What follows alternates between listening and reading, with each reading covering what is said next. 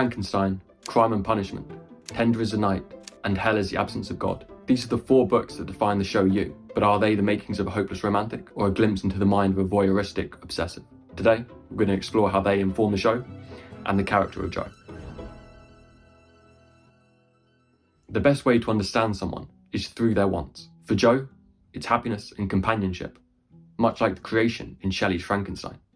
Joe just wants that Hollywood happily ever after. Unfortunately, for both Joe and Frankenstein's creation, their early relationships were riddled with hurt that now defines all future relationships. And they both arrive at the same conclusion. To protect themselves, they need to be better prepared. They need to know more.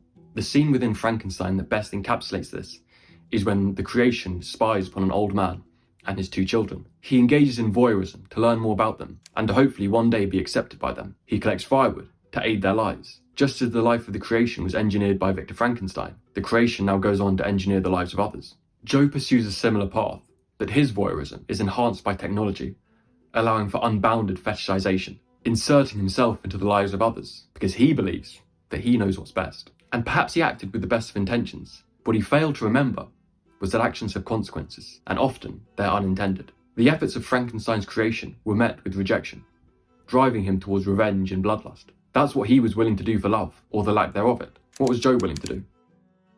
Joe's past actions returned to haunt him in the 2nd season of You, just as Raskolnikov in Dostoevsky's Crime and Punishment is haunted by his own actions. Raskolnikov needs no external force to punish him. The mere knowledge of what he has done is sufficient. The same holds true for Joe. He is haunted by his past, and it doesn't matter about the intent behind his crimes. His punishment is inescapable. Joe enters into an internal power struggle to put his past and his instincts behind him, as he tries to now act in a way that's deserving of love, but he just can't shake his past. And this power struggle isn't confined. Just as the way that Joe used to control others, he finds that now he too can be controlled, and not merely by knowledge, but by wealth, a force which is, in some ways, much more powerful, and a theme that grows in prominence as we move through the show. Within this exploration of power dynamics, we start to also question the source of Joe's attraction. Maybe it only comes from his self-titled role of protector, and it's only when he has a damsel in distress that he finds him attractive.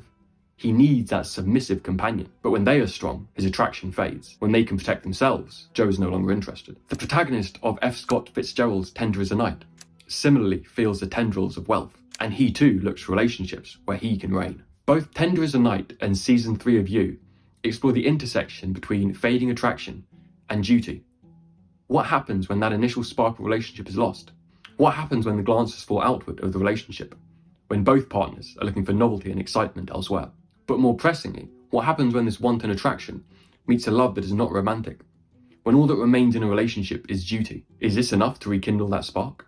The salvation of what is lost returns in You's 4th season, as does the question, what are we willing to do for love? In Ted Chiang's Hell is the Absence of God, the protagonist Neil is devastated by the loss of his wife, but in an effort to be reunited with her, he sides with those who he finds intolerable. Joe entered into similar circumstances in the 4th season, and to an extent in the preceding ones. Joe is willing to endure anything for love. In fact, every aspect of Joe's life is meticulously constructed in the pursuit and the expectation of finding the one. Just as Neil in Hell is the Absence of God would do anything to be reunited with his wife, Joe will do anything for this ideal of love that he has. But maybe that's the problem. He works so hard to construct this perfect relationship, he builds up a fantasy of the other person in his mind, one that they can never match. He's unwilling to accept their flaws, and worse, he's unwilling to even see his. Even when Joe is met with acceptance, he rejects it. He wants perfect. In fact, he demands and expects it, but he isn't. So what right does he have to judge, to control, to bend the world to his will? What right does he have to the perfect relationship?